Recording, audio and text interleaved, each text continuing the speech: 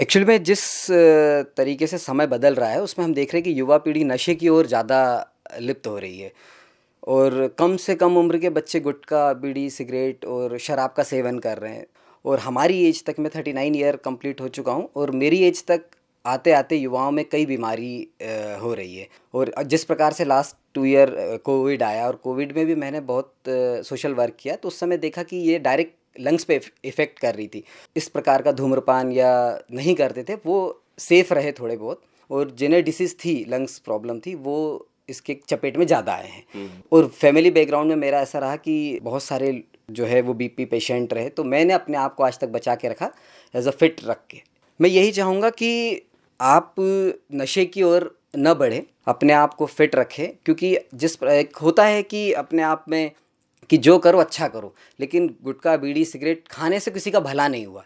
तो हम इसे रोकना चाहते हैं कि आपके सामने रखा भी जा रहा है तो आपकी बुद्धि विवेक से निर्णय ले कि इसके उपयोग से किसी का भला नहीं हुआ और शरीर आपका अपना है, इसे फिट रखना चाहिए। यही मैं मैसेज दूंगा जो मेरे युवा वर्ग को, कि अपने आप को ज़्यादा से ज़्यादा इन्वॉल्व रखें, एक्सरसाइज करें, योगा करें, तो वो फिट रहेंगे। तो यात्रा शुरू कर रहे हैं तो उसके बारे में बताइए, कहाँ से आपकी यात्रा शुरू होगी, कहाँ-कहाँ तक आप पहुँचेंगे और बीच में कौन-कौन से पड़ावों को तय करेंगे? मैं बाय बर्थ भोपाल से हूँ, तो मैं भोपाल राजधानी से ही शुरू करूँगा, भोपाल से होते हुए दिल्ली, दिल्ली के बाद नेपाल, नेपाल से लुंचा एक जगह है, वहाँ से मेरी स्टार्टिंग होगी। एवरेस्ट बेस कैंप तक के 129 किलोमीटर का जो पैदल है वो भी मैं पैदल ही तय करूँगा। उसके बाद मेरा इस बार का टारगेट जो है 2022 में कम से कम 24,000 फीट ऊपर जाना है। और 2023 में मुझे गवर्नमेंट के सपोर्ट से, क्योंकि उसका बजट काफ़ी बड़ा होता है, शासन की ओर से मैं मदद की अपेक्षा रखूँगा, और जैसे ही मुझे मिल जाएगी तो 2023 में मैं एवरेस्ट के टॉप पे क्लाइंब करूँगा। तो अभी आप एवरेस्ट के टॉप पर क्लाइंब करने की आपकी योजना है और वहाँ जाने का आपका एक सपना है जो आप पूरा करने के लिए प्रयास कर रहे हैं। इससे पहले भी आप 2-3 बार एवरेस्ट की कितने मीटर की ऊँचाई तय कर चुके हैं?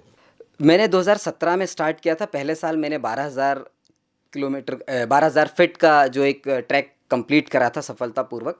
फिर मैंने 18,000 का किया, लेकिन जब 19,000 का करने का सपना 1,000 बढ़ाया तो मेरे जो साथी थे वो भी कहने लगे हम भी चलेंगे, हम भी चलेंगे। तो हमने कहा चलो हम सीनियर, हम तुम्हें लेके चलते हैं। लेके जब हम गए तो बहुत सी दिक्कतें आई, क्योंकि इंटरनली सब कमज़ोर थे। हमें नहीं पता था कि पर्सनली सबकी लाइफ में अलग अलग शौक पाल रखे थे। तो जैसे जैसे हम ऊपर चढ़ते हैं वहाँ ऑक्सीजन लेवल कम होते जाता है। तो जो मेरे साथ के सबसे छोटा था 22 ईयर का, उसे ही बहुत जल्दी घबराहट हुई। बाद में पता चला कि उनका स्मोकर टाइप के हैं।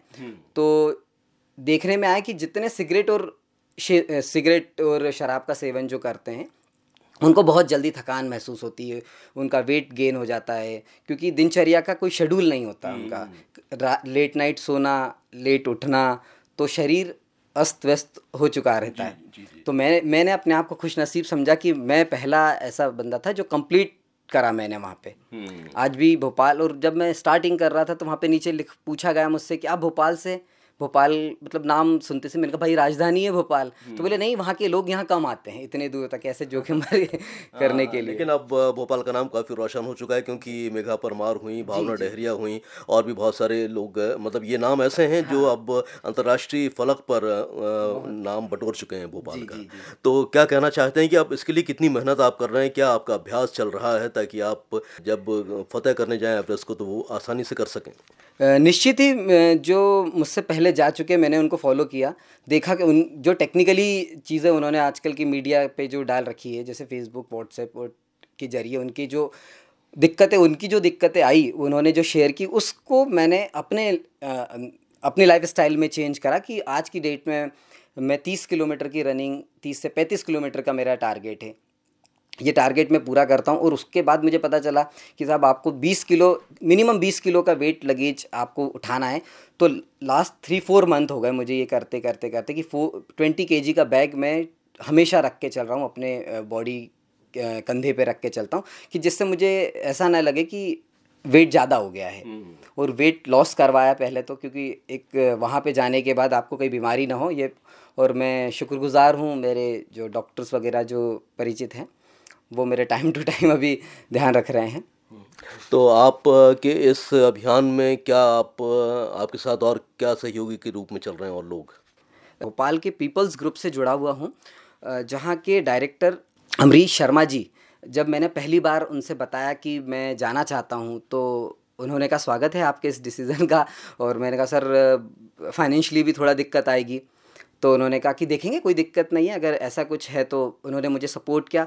फिर जस्ट मैं पीपल्स ग्रुप के जो डेंटल विंग में हूँ, तो वहाँ की प्रिंसिपल और वहाँ की जो डायरेक्टर है नेहा विजय वर्गी मैम, उनको मैंने अपना ये बताया कि सपना कि मैडम मैं यहाँ से जाना चाहता हूँ। तो उन्होंने बखूबी मुझसे पूछा कि क्या क्या लगता है, कैसे जाओगे, क्या रूट रहेगा। तो मैंने उन्हें सारा अपना प्रोस्पेक्टर बना के उन्हें बताया, तो उन्होंने मुझे काफ़ी मदद करी। और सबसे बड़ी मदद मुझे ये हुई कि मेरे जॉब के साथ साथ उन्होंने मुझे प्रैक्टिस करने के लिए समय दिया, क्योंकि जो हमारे कॉलेज 5 से 6 मंजिल ऊंचा है, तो एक तरफ 95 स्टेयर है, तो मुझे बहुत फ़ायदा हुआ कि मुझे बाहर जाने से अच्छा कि 95 स्टेयर एक बार चढ़ना और एक बार उतरना, ऐसे में दिन में कम से कम 120-130 टाइम कर लेता हूँ वहाँ पे। तो मुझे कहीं जाने की ज़रूरत नहीं। और पीपल्स का जो एक स्टेडियम है जहाँ बच्चे खेलते हैं, वो स्टेडियम मुझे सुबह मिल गया है, तो मेरे घर से पास पड़ता है। तो मैं काफ़ी शुक्रगुज़ार हूँ पीपल्स ग्रुप का। मतलब आपका एक अभियान का उद्देश्य ये भी है कि आप एवरेस्ट के ज़्यादा से ज़्यादा फिट ऊपर पहुंच सकें और साथ ही अपने संदेश को भी जग ज़ाहिर कर सकें। तो आप हमारे सुनने वालों से क्या अनुरोध करना चाहते हैं कि यदि मन में जज़्बा है कुछ करने का, तो व्यक्ति कुछ भी कर सकता है। आप इस संबंध में क्या कहते हैं? खुद को इतना बुलंद करो कि खुदा बंदे से पूछे बता तेरी रज़ा क्या है। क्योंकि मैं भी बाय बर्थ तो कुछ सीखा है, मतलब बर्थ के बाद ही मैंने सीखा है, जन्मजात तो कुछ सीख के आया नहीं था। तो जो मेरे फैमिली में एक्चुअली में 30-40 मेंबर्स है, जिसमें से 30 मेंबर्स बीपी पेशेंट है। मैं थर्ड जनरेशन हूँ जो अभी अपने आप को इस बीमारी से बचा के चल रहा हूँ। उसके लिए यही कहूँगा कि आप भी जो वर्तमान में फिट रहने का बिल्कुल फ्री ऑफ कॉस्ट, आप सुबह अर्ली मॉर्निंग उठें और मॉर्निंग वॉक करें, लेट नाइट नहीं सोए, और जल्दी खाना खा के एक बार 2 किलोमीटर जितनी आपकी कैपेसिटी वॉक जरूर करें। मतलब दिनचर्या में उसे डालें, प्राणायाम करें, योगा करें, क्योंकि आप पैसा दे के जिम में जाने से अच्छा मैं कहता हूँ कि बिगर पैसे की वॉक कर ली। Thank you so much sir धन्यवाद आपका भी। कि मैं यही चाहूँगा कि मेरे इस इंटरव्यू को सुनने के बाद 2023 में जब ये अभियान शुरू होगा मेरा, तो उस समय और भी मेरे साथ चलने वाले अगर तैयार होंगे तो मैं खुश नसीब समझूंगा, क्योंकि मैंने जितनी मेहनत करी आज उसके ही फलस्वरूप आपने मुझे यहाँ बुलाया, मेरा इंटरव्यू लिया। तो मैं चाहूँगा कि मेरे इंटरव्यू को देख के और मैंने जैसे अपने सीनियर्स को देख के प्रेरणा ली, वैसे ही मैं चाहूँगा कि मुझे देख के कि मेरी इस एज में अगर मैं जा रहा हूँ तो कहीं ना कहीं मेहनत करी है, तो वो भी खुश रहें, फिट रहे। और 2023 में शासन से थोड़ा सा गुजारिश के तौर पे करूँगा कि मुझे सपोर्ट ज़रूर करें। Thank you very thank you so much sir.